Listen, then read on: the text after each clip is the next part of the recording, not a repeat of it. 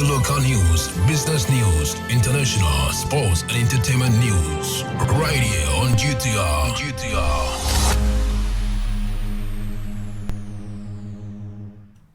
Good afternoon. It's time for the afternoon news on Ghana Talks Radio. My name is Regina Bliss. Moving to the first story. DOVVSU officer snatches compliant husband at Tema, Katamanso. Abolish the boarding school system, LPG chairman to education minister. This and more stories coming up.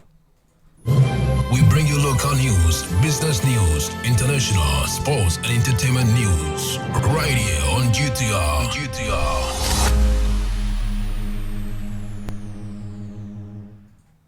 Welcome back from the break to our first story. DOVVSU officer snatches compliant husband at Tema, Katamanso. Mary Agbeno Idola, the aggrieved woman, said she has now lost her husband, Stephen Tenga, to Detective Chief Inspector Divena, a domestic violence and victim support unit officer stationed at Katamanso Police Station. This policewoman used to call my husband at odd hours, but I was made to believe that she needed information from my husband for her investigation. But little did I know that they were having an affair, she said in tears to Daily Guide. The aggrieved woman said it was the idea of Chief Inspector Afenu to allow Mr. Tenga help in the initial investigation of her case. Now she has succeeded in taking away my husband in the name of investigations, and as we speak, they are currently living as husband and wife, the woman allegedly said. Narrating how everything started, Madam Idola said she has been legally married to Mr. Tenga for the past 3 years, and they lived happily until one day a domestic help they lived with left the house. The girl actually stole my money, and when I reprimanded her, she left the house to an unknown place, she added. The woman said that evening a neighbor in the company of a police officer brought the victim to the house with a report that they spotted her loitering about in an uncompleted building, and when they questioned her, she confessed that her mother threatened to assault her. Madam Idola said she was invited to the police station to give her statement and to invite the biological parent of the victim to the station. My husband, upon his return to the house, was given the news, and quickly he drove to the police station where Chief Inspector Afenu was the case officer. The case officer, upon introduction, asked my husband to go to the village of the victim to bring her biological parents, which he did. After settling the case, I realized that Chief Inspector Afenu constantly called my husband on phone at night, and whenever I asked, he tells me it was part of their investigations. I accepted this excuse until one day when I saw some nude pictures she had sent to the mobile phone of my husband, and that was when I discovered that they were having an affair, she said. She said initially Chief Inspector Afenu denied the allegation when she confronted her until she spotted her husband leaving the policewoman's house one morning after spending the night. Madam Idola said she confronted them, and in the process her husband assaulted her.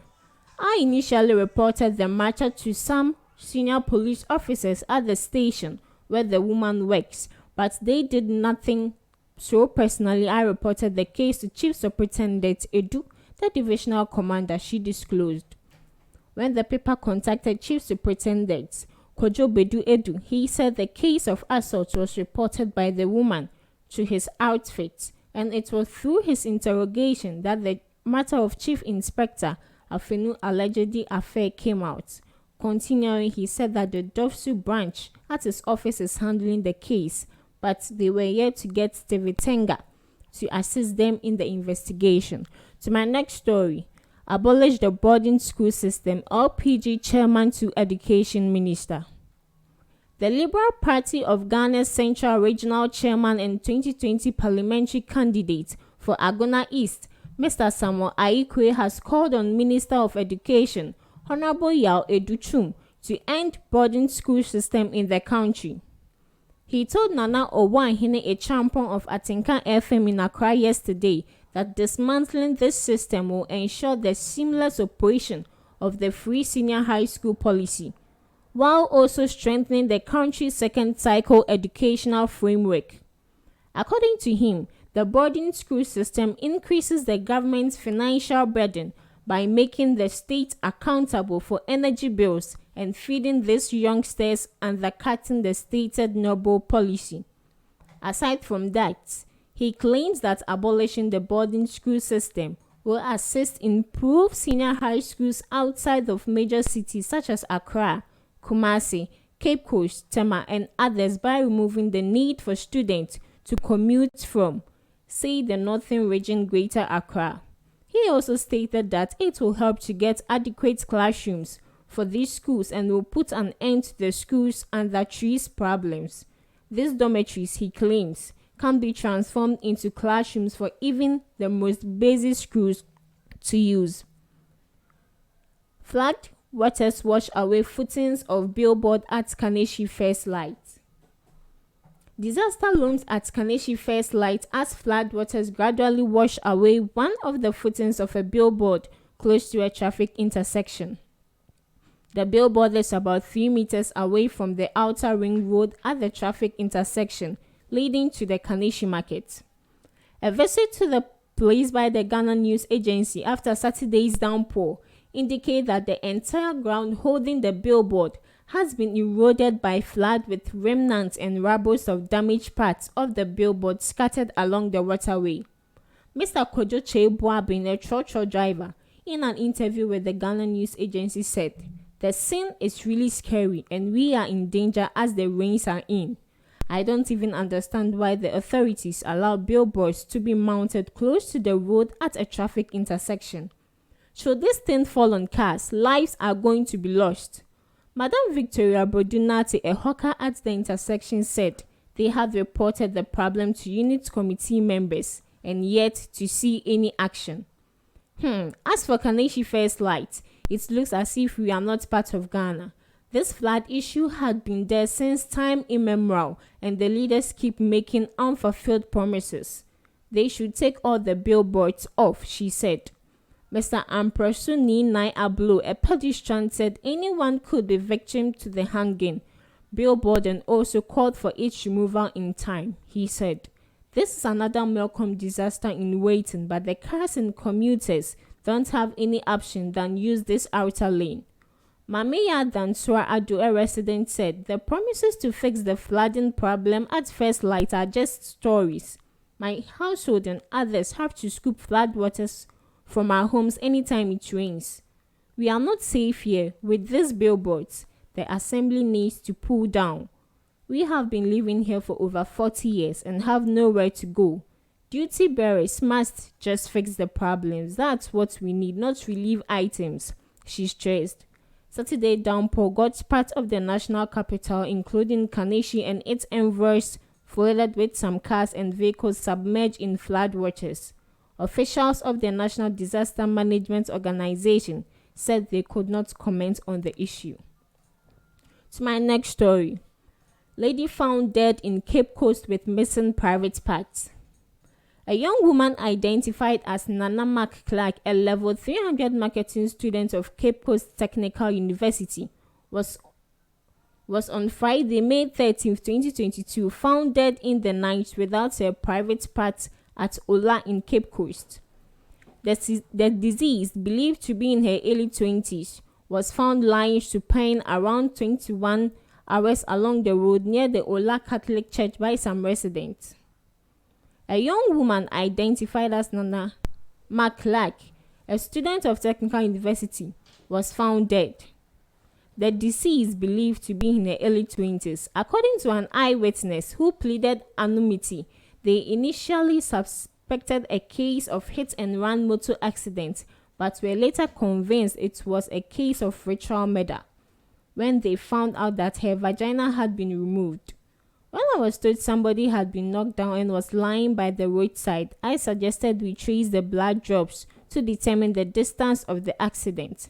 But when we got there, I could tell as a professional driver that it was not an accident. It was so obvious she was killed on purpose by her assailants, the eyewitness said. The body of the deceased has been conveyed to the Cape Coast Hospital mortuary for autopsy and preservation. When contacted, the Central Regional Police Command said it was to make any arrests, but however, promised to release an official statement on the incident soon. To my next story. Head pastor to be arrested for not providing sanitary facilities. The Tema District Court has issued a bench warrant for the arrest of the head pastor of Life Changing Ministry Church for failure to provide a sanitary facility on church premises. The court, presided over by Mr. Festus Fovinukuno, issued the bench warrant after the accused failed to appear before the court on April 21, 2022. The bench warrant issued for him to reappear before the court on May 19, 2022. The head pastor has been accused of indiscriminate dumping and burning of refuse on church premises and non-compliance with the statutory notice. The prosecution, led by Isa Ali Hassan, said this accused person is having a church operating at Community 3 in the Tema West Municipal Assembly. On November 5, 2019, environmental health officers visited the accused person's church and conducted an inspection. The officers noticed that the premises were overgrown with weeds, dumping and burning of refuse on the church premises, and failure to provide toilet facilities on the church premises. The church had not registered with any accredited service providers for collection and proper disposal of refuse. The prosecution said a statutory notice was issued to abate the said nuisance. To the satisfaction of the Environmental Health Authority, action was taken against them, and a summons was applied and set for them to appear before the court, but he failed to appear. We're going on a quick break. We'll be right back. GTR News. GTR News. Hello Ghana, hello worldwide, I'm with level band. Now listen, every Tuesday and Friday, beyond the time it's going to carry bro. Our Ghana Talks Radio, 7 p.m. sharp. Now Tuesday, we're gonna talk about our culture, our history. Matuni ding setete abako sem. Now on the Friday, you bars on bars. You better rap, you better say it. No artists go join me in the studio. We're gonna discuss about music and business. Or you singer and now you rapper, you think say you get bars. You go be spit fire. Now listen, make you join me with studios. Our Ghana Talks Radio and you say then our day. Me say download the Ghana Talks Radio app no. Our Play Store and the App Store. No tune in and say this what you see. Baba live on Facebook, Cointakra, any Ghana Talks Radio page in this. So now listen. Ebe your fire. 1 year, Wading. Jajan.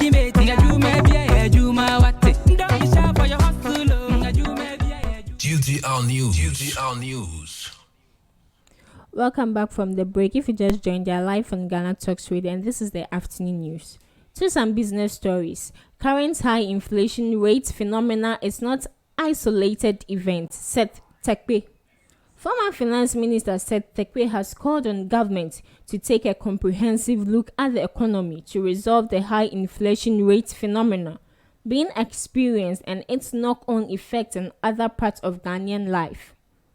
According to Mr. Terkper, the high rate of inflation is connected and tied to different aspects of the economy. Data from the Ghana Statistical Service shows that the continuous increase in transport and food prices, among others, across the country has pushed the national year-on-year inflation for April 22 to 23.6%, which is over 13 percentage points higher than the upper band of government inflation target for 2022, which is 10%. Responding to a question by City Business News in a Zoom interaction on the way forward for government in dealing with the rate of inflation, former Finance Minister Seth Terkper noted the comprehensive look at the economy is needed now as upcoming development in public sector worker remuneration, for example, could lead to further hikes in inflation down the line. Responding to a question by City Business, I hope we all don't see this inflation issue as an isolated event. It is time for us to take a comprehensive look at the economy. We also know that we could be facing serious cost-push inflation when the government eventually resolves the wage issues. Mr. Terkper further added that Unless governments can create the fiscal space to solve some of the challenges in the agri sector, then inflationary pressures from the sector will impact national inflation. Similar to the utility sector, where subsidies are not forthcoming, we have a situation in agriculture. So unless we can create the fiscal space, and I don't see where it will come from immediately, the agricultural situation could worsen, which will negatively impact national inflation, he said. To some business story, fuel prices to rise marginally in second pricing window of May, IES. Consumers of fuel may have to brace themselves for more shocks in the next couple of days because the Institute of Energy Security is forecasting a 3 to 6% increase in the price of petrol and LPG and 2% increase in the price of diesel on the local market.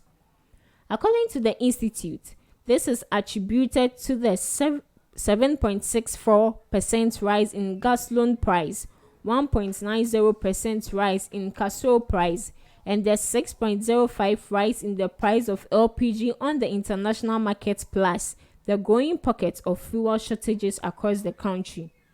Although the cedi appreciated by 0.28% against the dollar, prices of gasoline and LPG may still see an upward adjustment, barring any intervention from the government. In the first pricing window of May 2022, the price of fuel saw increases on the local market in response to the rise in prices on the international market. Most oil marketing companies increased the price of gasoil by at least 5% to reach 11 Ghana cedis plus per litre at their pumps. The IES market scan identified GB Oil, Dukes, Petro Sankofa, Zen Petroleum, Goodness Oil, and Benab Oil as the OMCS with the least price fuel on the local market. The OMCS with the highest priced fuel on the market were found to be Total, Engine, Cementia, Shell, Petrosol, Go, Shell, and Radiance. Within the window under assessment, the IES market scan found pockets of fuel shortages at numerous OMCS retail outlets across the country. With gold leading the pack, this is the first time Ghanaians may have to hop from one fuel outlet to another, looking for gasoline to buy since June 2015, after the government passed the petroleum price deregulation policy that ensures full cost recovery and efficiency in the downstream petroleum sector. To some international story, Nigeria students killing round-the-clock curfew in Sokoto after protest. A 24-hour curfew has been declared in Sokoto, Nigeria, after protesters took to the streets demanding the release of 2 suspects in the murder of a Christian student last week.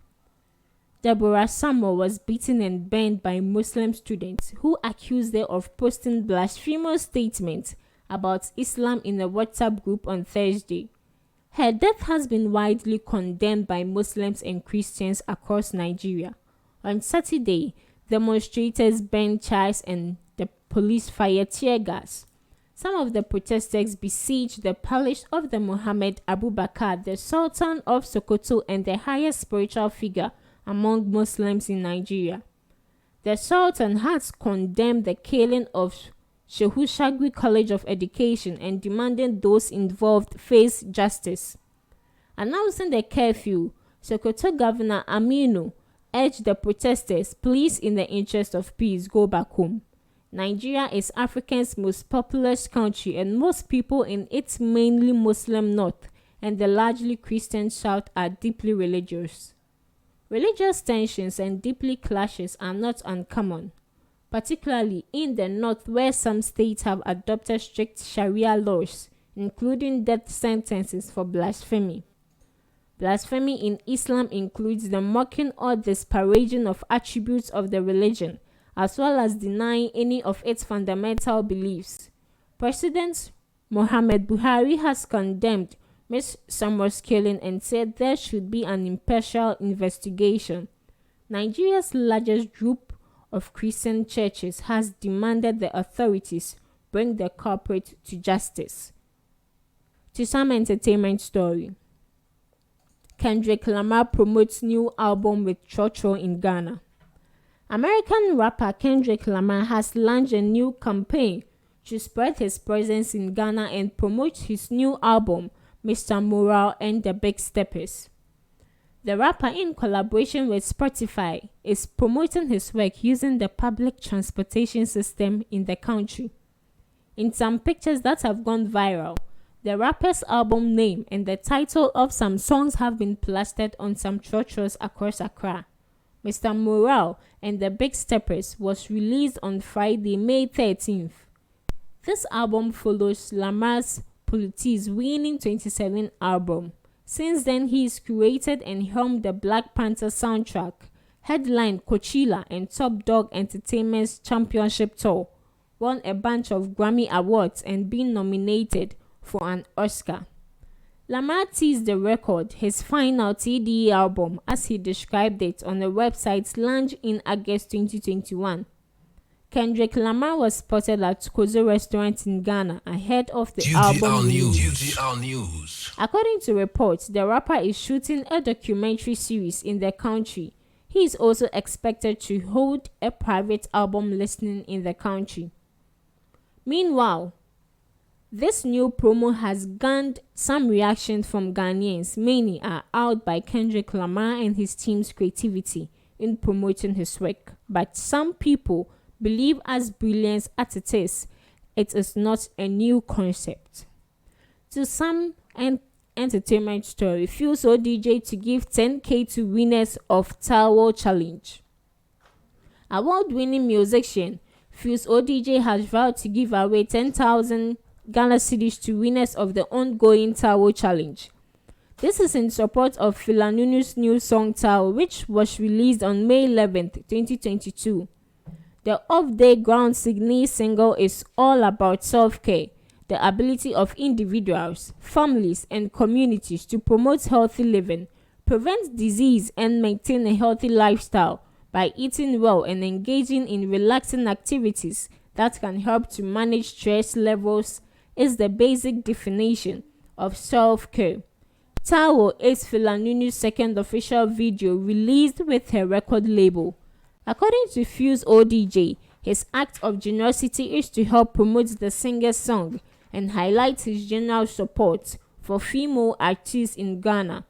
On his Twitter page, he noted that the first fire video we see gets 1,000 Ghana cedis, the rest we distribute accordingly, although some fans have started posting their videos in hopes of getting the 1,000 Ghana cedis. Munaguchi publicly humiliates Emelia Brobbey, calls her music rubbish. Munaguchi has taken up an unprovoked swipe at Emelia Brobbey for her song Fameko, which got Ghanaians talking on its release. The controversial media personality attacked the actress and singer Emelia Brobbey after she spotted Beverly Kunedu using it in a post. According to her, she was annoyed because Miss Beverly Kunedu used Emelia's senseless song as her background music. Furthermore, she cautioned Miss Kunedu not to annoy her by repeating the mistake ever again, as she repeatedly trashed Emelia. Apparently, Munaguchi has a healthy relationship with Miss Kunedu and had sent the needless voice note as a joke regardless of its bad taste. Munaguchi's actions have been widely described as backbiting, as many have used the voice note to point out Munaguchi's vindictiveness. Muna has been described as a person who hates to see anyone progress, no matter what they do to improve themselves. The sad bit of the bizarre attack is that Munaguchi publicly praises Emelia Brobbey, yet goes behind her back to run her down. Many have hit back at Munaguchi for her bad mouth, as they all tell her she is no place to tell anyone which songs are fitting for a post. This is where we end the afternoon news on Ghana Talks Radio. My name is Regina Blair. Stay tuned for the Sporty Bit.